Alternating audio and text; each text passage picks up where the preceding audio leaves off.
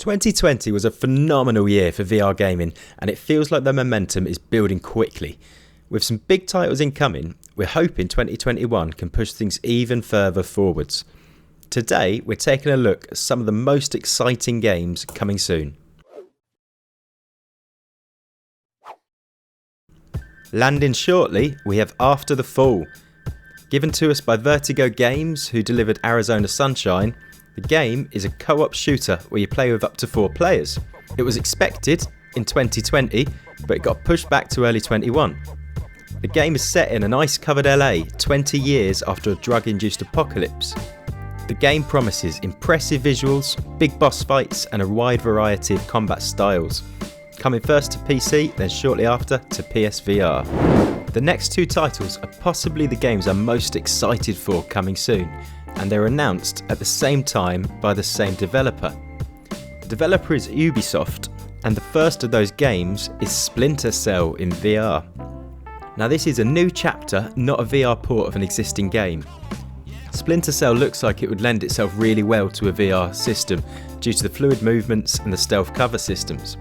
It would be great to see how the high-tech weaponry of Sam Fisher will be to interact with physically. I would imagine the tension and stress levels would be high as you try to manoeuvre the big maps whilst avoiding detection. The second title that was announced by the developer at last year's Oculus Connect is a VR game set in the world of Assassin's Creed. A series known for the stunning historical visuals, free running and stealth assassinations with deep RPG systems in the recent games. I'm cautiously optimistic about this game.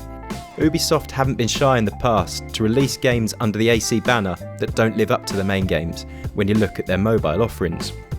As both Assassin's Creed and Splinter Cell were announced at Oculus Connect, it's likely that there will be Quest games since Oculus seems to be moving away from the Rift platform. This could limit the graphical intensity of the historical landscapes in Assassin's Creed, but if done well, it could be absolutely amazing. Next up, we've got The Climb 2, a game that feels like we've been waiting for it for ages. Until really recently, it was still being listed as coming in 2020. The smash hit climbing series is set to evolve with improved visuals and the addition of urban city settings. Think of those maniacs that climb skyscrapers, towers and bridges, and you'll be kind of in the ballpark of what this game's aiming at. As somebody who really enjoyed the first game, I'm looking forward to seeing how they can develop it further. Another game expected very soon but with no firm release date is Sniper Elite VR.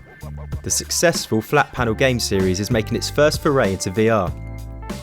Set towards the end of World War II, you get to use authentic weaponry and skilled marksmanship to fight back against the fascist forces. The game involves a completely new campaign with 18 missions, and it will feature the game's signature X-ray kill cam, so it's sure to pack some powerful visuals. It's coming soon to all major VR platforms. Next up, we have Green Hell. Creepy Jar Studios brings us an open world survival game set to release this year. The PC non-VR version has some really positive reviews since its 2019 release. In Green Hell, you're dropped into the Amazon rainforest with no food and no equipment, and you have to fight to survive. Searching for food and water in a harsh environment, you need your wits about you. The studio's recent VR port of Blair Witch has shown that they know their way around a VR headset. The game is coming first to PCVR and then quickly after to the Quest. This is a game not to be missed. Lastly, I've got a couple of special mentions for 2 big studios that are working on some VR titles that have the potential to make a major impact to the industry.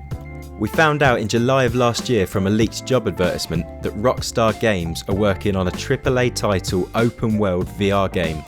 We have no clues as to what the game will be, but no doubt it will be incredibly important when it lands. The studio that brought us Grand Theft Auto, LA Noire, Red Dead Redemption and many more has a pretty unblemished record for brilliant games, so I'm really excited to see what this one could pan out to be.